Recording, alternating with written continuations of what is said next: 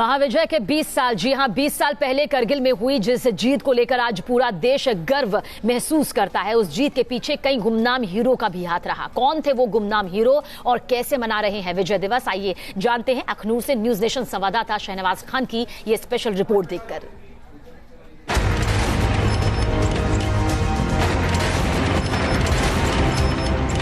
बीस साल पहले करगिल में हिंद के जवानों ने दिखाया था शौर्य। शूरवीरों के पराक्रम के सामने पाकिस्तान पस्त हो गया था और हिंदुस्तान को मिली थी महाविजय।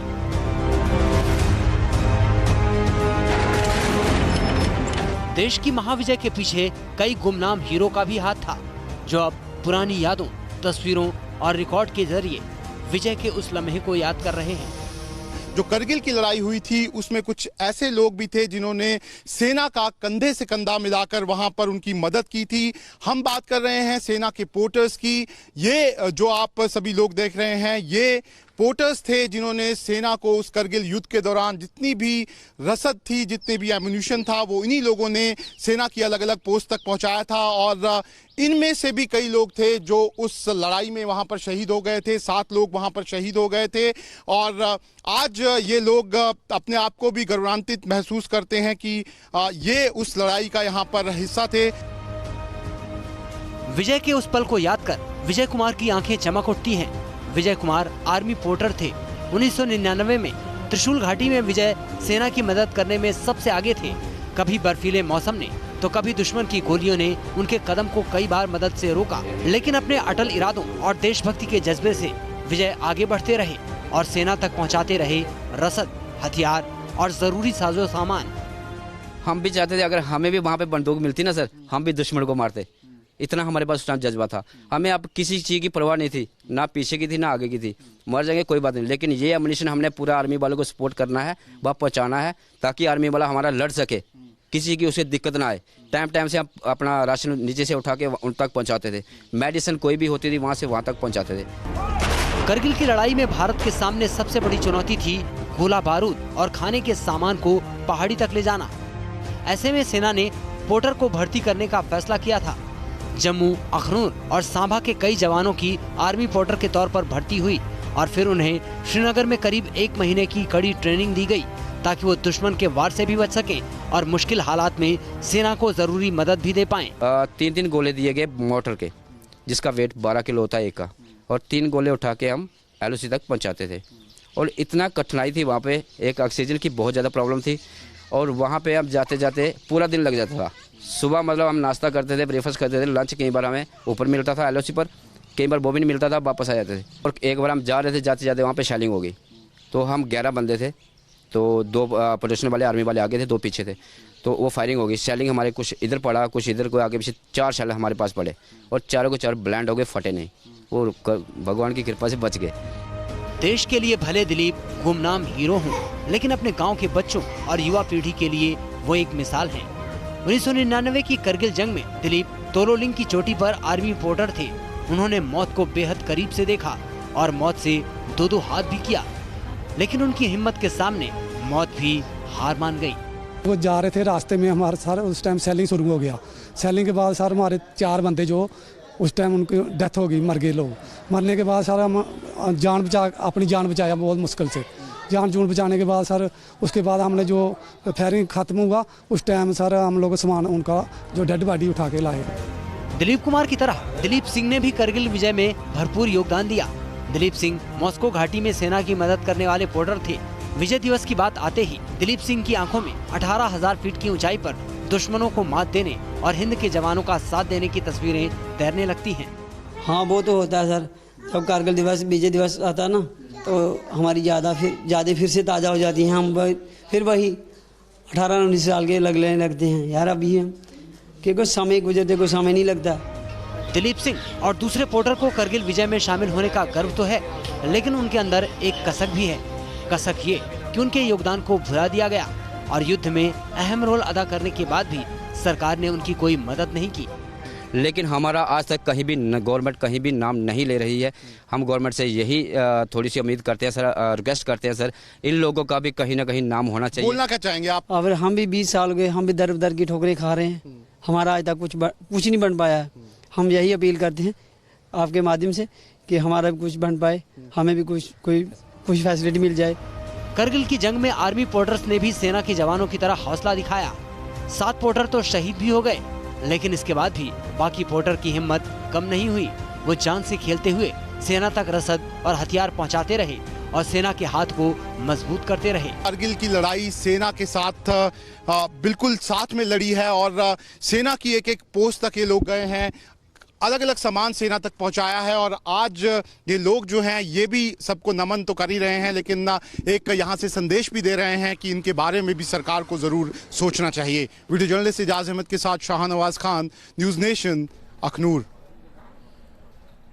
वहीं आर्मी चीफ बिपिन रावत ने करगिल पर बड़ा बयान दिया है। आर्मी चीफ बिपिन रावत ने कहा कि अब पाकिस्तान करगिल जैसी गलती दोबारा नहीं दोहराएगा, नहीं करेगा। I am quite sure even you are confident that the adversary will never attempt this again. In fact, this was a big misadventure undertaken by the Pakistan Army in 1999. They did not appreciate the will and the intent of the Indian political establishment and the Indian armed forces, that they will never allow them to succeed, and no matter what heights they capture, the Indian army will always get back to them and recapture those heights. And this was evident during the Kargil war in 1999. So I would rather him not dare any such attempt in the future.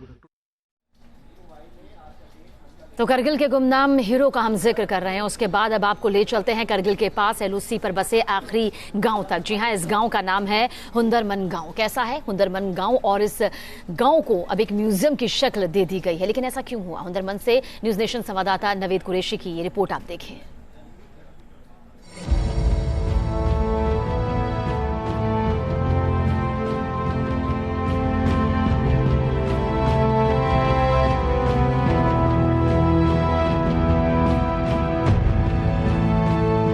सरहद पर बसे एक गांव की आज हम आपको कहानी बताने आए हैं। ये गांव पिछले 45 साल में इसकी इबारत में बहुत कुछ बदलाव आया है। ये कहा जा सकता है कि इंडो पाक जो 1970 में वॉर हुई थी, उसके बाद इसका अस्तित्व भारत के लिए आया। उसके पहले पाकिस्तानी गांव हुआ करता था। पहाड़ों के बीच बसा ये गांव बेहद खास है। करगिल के पास भारत पाकिस्तान की सरहद पर बसा ये आखिरी गांव है। ये गांव इतिहास के 2 अहम अध्याय को खुद में समेटे है। पहला 1971 की भारत पाकिस्तान की लड़ाई और दूसरा करगिल की जंग। एक अबंडेंट गांव के नाम पर ये आज मौजूद है। 1971 में इंडो पाक कॉन्फ्लिक्ट जो हुआ, उसके बाद यहाँ के लोगों पर कहाँ के वो हैं, उनकी भारत की आइडेंटिटी मिलेगी या पाकिस्तान की आइडेंटिटी, इस बात के ऊपर उन्हें दिक्कत होने लगी थी। लेकिन 1971 के बाद ये भारत की इसमें हिस्सा आया और जब से ये हुंदरमन गांव इसी हालत में है। यहाँ पर अब कोई नहीं रहता। यहाँ के जो लोग हैं, जो यहाँ के रहने वाले लोग हैं, वो अब ऊपर जाके बस गए हैं। हुंदरमन पर 2 जंगों की ऐसी मार पड़ी कि ये गांव लगभग तबाह हो गया है। यहाँ अब ज्यादा लोग नहीं रहते। गांव वीरान हो चुका है और इस गांव को अब म्यूजियम की शक्ल दे दी गई है। युद्धों का गवाह बने इस गांव ने म्यूजियम में मोर्टार के अलग अलग हिस्से याद के तौर पर सुरक्षित रखे गए हैं। अब यहाँ पर कोई नहीं रहता सालों से, लेकिन यहाँ जो लोग गए हैं उनकी यादों को सहेजने के लिए एक म्यूजियम छोटा सा बनाने की कोशिश की गई। तो हुंदरमन गांव का ये एक पुराना घर है, जो अबंडेंट विलेज था उसका एक पुराना घर है, जहाँ पर कुछ सहेज के रखने की कोशिश की गई है। आइए आपको बताते हैं कि यहाँ पर ये गाँव जो कि दोनों सरहदों के बीच में भी एक वक्त रहा, एक वक्त पाकिस्तान में रहा और अब ये इंडिया का हिस्सा है पिछले 45 सालों से। तो यहाँ पर अक्सर जो बॉर्डर पर देखने को मिलता है शेल बॉम्बिंग और वो, तो उनके भी कुछ निशान दिखाई पड़ते हैं। इस पुराने घर के बारे में बताऊं तो लकड़ी का यहाँ पर फर्श बनाया हुआ और छत भी लकड़ी की है। ये अमूमन इसलिए किया जाता है क्योंकि यहाँ पर ठंड ज़्यादा होती है, ठंड से बचाने के लिए। ये एक छोटा सा यहाँ पर एक कह सकते हो आप, छोटा सा एक बॉक्स टाइप बनाया हुआ है। इसके पीछे वजह है क्योंकि किचन था ये, तो यहाँ पर जो छोटे जानवर होते थे उनके बच्चों को रखते थे ताकि वो गर्मी यहाँ पर मिल सके।